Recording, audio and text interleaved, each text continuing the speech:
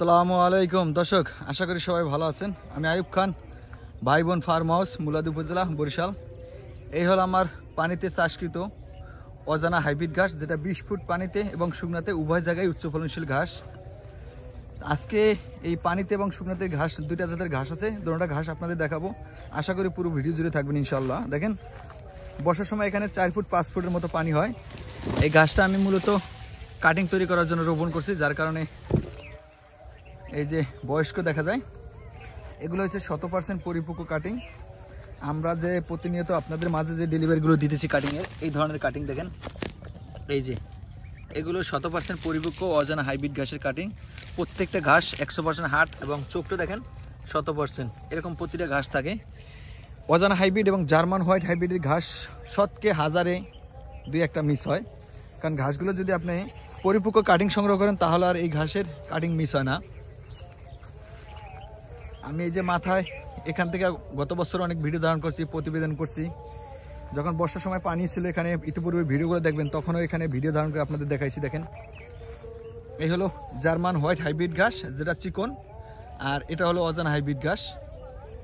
এটা যে দেখেন এই জার্মান ঘাসগুলো, কারণ এই জার্মান ঘাসটা এখানে এই কাটিং তৈরি করার জন্য বর্ষার সময় এবছর রোপণ করছি।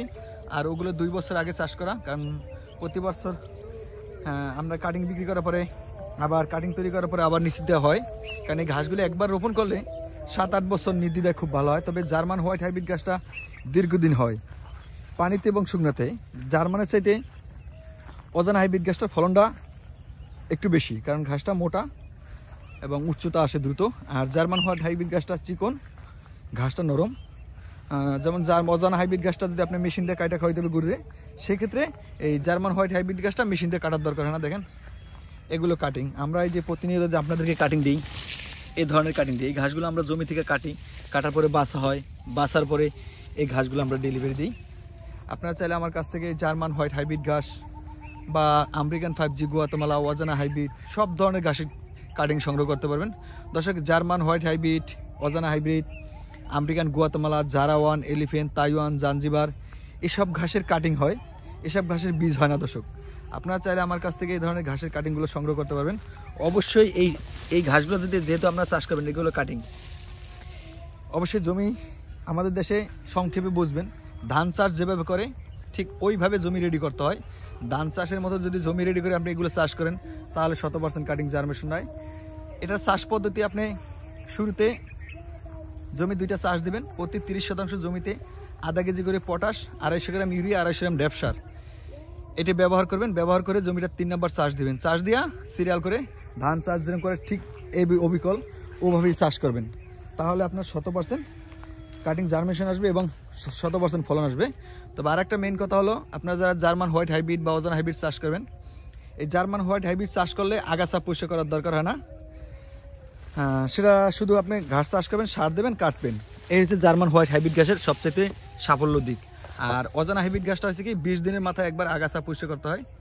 কারণ ঘাসটা ফলনে বেশি আসে, ঘাসের পাতা বড় থাকে, যার কারণে ওটার আগাছা একবার পরিষ্কার করতে হয়, না হলে ঘাসটা বৃদ্ধি পেতে একটু কম হয়। তো সেক্ষেত্রে আপনারা আর কি অজানা হাইব্রিড ঘাস তারা চাষ করবেন, আর তারা আগাছা পরিষ্কার করবেন একবার, শুধু একবারই ওই ঘাস চাষ করার মাঝে। আর যে 5-7 বছর কাটবেন আর আগাছা পরিষ্কার করার দরকার হয় না। সেক্ষেত্রে এই জার্মান হোয়াইট হাইব্রিড আগাছা পরিষ্কার করার প্রয়োজন পড়ে না। দর্শক, আপনারা চাইলে আমার কাছ থেকে সব ধরনের ঘাসের কাটিংগুলো সংগ্রহ করতে পারবেন ইনশাল্লাহ। সারা বাংলাদেশ ক্যাশ অন ডেলিভারি দিচ্ছি। সেক্ষেত্রে অবশ্যই কুরিয়ার সার্ভিসের চার্জটা আছে, সেই টাকাটা আমরা অগ্রিম নিয়ে থাকি। আমার এই পেজ বা ইউটিউব চ্যানেলে আপনারা আমাদের ইতিপূর্বের ভিডিওগুলো দেখতে পারবেন, দেখলে হয়তো বুঝবেন। দর্শক, আজকের মতো এখানে বিদায় নিচ্ছি। সবাই ভালো থাকবেন, দোয়া করবেন। আল্লাহ হাফেজ।